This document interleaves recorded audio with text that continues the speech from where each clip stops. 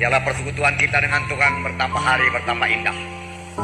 Biarlah kita hidup dekat dengan Tuhan, bahkan hidup bergaul dengan Tuhan pada akhir zaman ini.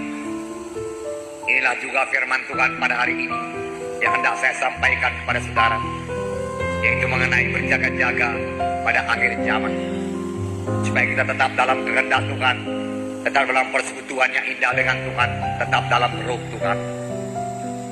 Saudara, itu tertulis di dalam Matius pasal 24. Nasihat untuk berjaga-jaga tertulis dalam Matius pasal 24 ayat 37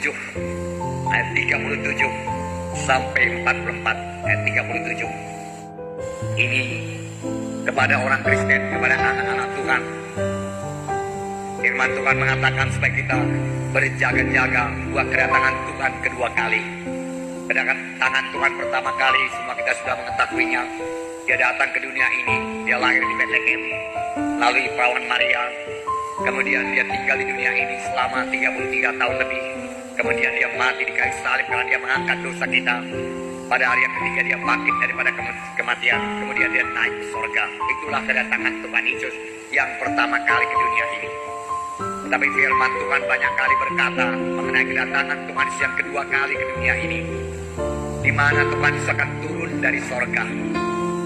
Dia turun, tetapi tidak sampai menjejakkan kaki di bumi ini. Dia hanya sampai di awan-awan atau di angkasa saja. Inilah tahap pertama daripada kedatangan Tuhan Yesus yang kedua kali. Kemudian tahap kedua dari kedatangan Tuhan Yesus yang kedua kali, dia sampai di bumi ini. Kemudian memerintah bumi ini, saudara kekasih dalam nama Tuhan Yesus. Pada waktu kedatangannya yang kedua kali, pada tahap pertama, di mana Tuhan Yesus sampai di awan-awan, apakah yang terjadi? Yang terjadi, kita semua yang masih tinggal sampai kepada kedatangan Tuhan akan terangkat berjumpa dengan Tuhan di awan-awan. Dengan terlebih dahulu tubuh kita ini diubahkan Tuhan menjadi tubuh yang mulia, tubuh yang kekal, tubuh yang tidak bisa ditimpa penyakit lagi, dan kita bersama-sama dengan Tuhan selama-lamanya. Tetapi ada satu perkara lagi, sebelum kita yang percaya ini, yang masih tinggal sampai kedatangan Tuhan kedua kali, yang memang sudah diambang pintu terangkat dan bertemu dengan Tuhan di awang-awang, maka lebih dahulu orang yang sudah mati dalam Tuhan, yaitu orang-orang yang percaya selama hidupnya kepada Tuhan Yesus, yang telah lahir baru menurut Roh Kudus melayani Tuhan, maka boleh jadi dia mati syahid, dikuburkan. Pada waktu kedatangan Tuhan kedua kali, mereka itulah yang lebih dahulu bangkit daripada kematian, diubahkan oleh tubuh yang baru daripada Tuhan, kemudian bertemu dengan Tuhan di awang-awang. Kemudian kita yang masih hidup ini juga diubahkan Tuhan, lalu naik ke angkasa, bertemu Tuhan di angkasa. Firman Tuhan berkata, barang siapa yang memiliki Yesus, dia memiliki hidup yang kekal.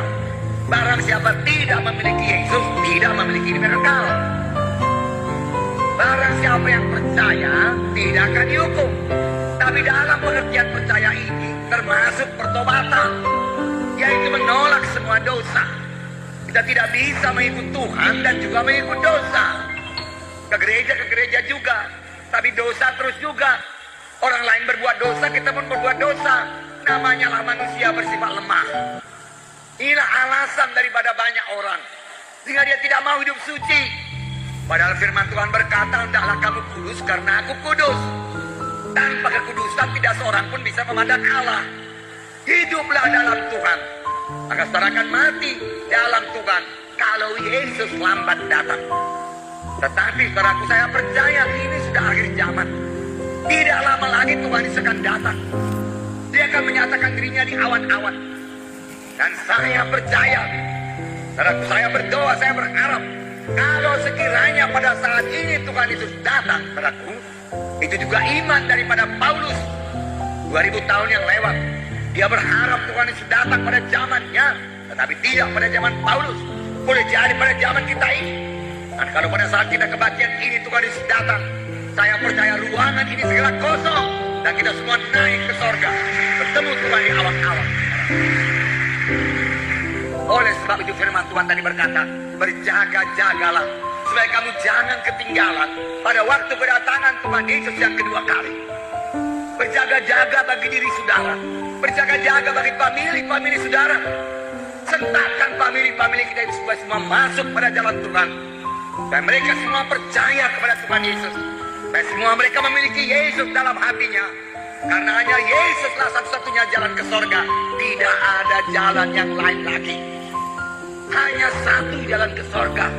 Bukan dengan kebenaran, kebaikan saudara kita, tetapi anugerah Tuhan Yesus sendiri saja yang menyelamatkan kita.